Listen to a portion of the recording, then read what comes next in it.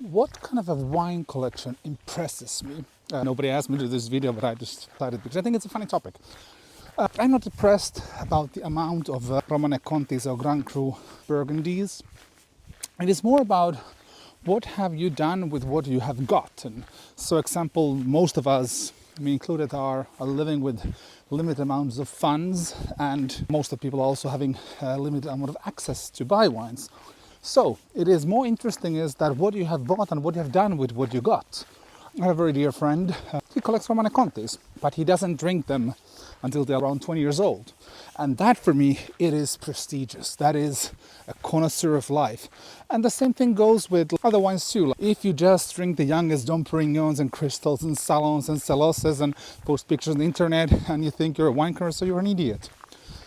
Correct me if I'm wrong, but if you follow the trend, it takes a long time to figure out, first of all, what you like, and then to start to commit on that. Because example for me, it took a long time to figure out what do I want to age, because I have access. I don't have the funds, but if I want to taste something, I can share the cost and make that more tolerable and livable with that way. So for me, it became to be the Röder collection. That non-vintage I first tasted as a Brut Premier, and because of the Röder code, I can see when the champagne is made, when it's disgorged, all the magic inside, which I love. And it's just around 4 years, 5 years of aging.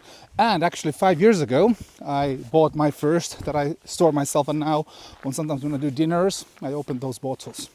And I think it's super much fun. And yeah.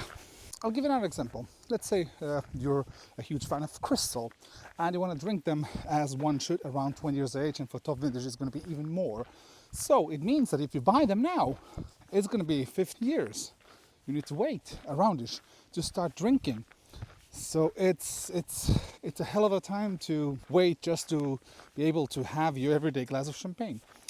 And that's the impressive part now, is because collecting takes not just funds, but it also takes time, and space is a factor. And also if you have accumulated 5,000 bottle cellar, from which I've seen several examples, where as your taste kind of evolves, you will have bottles that you don't drink because you found Burgundy and you found the good stuff and you found the champagnes and maybe Bordeaux.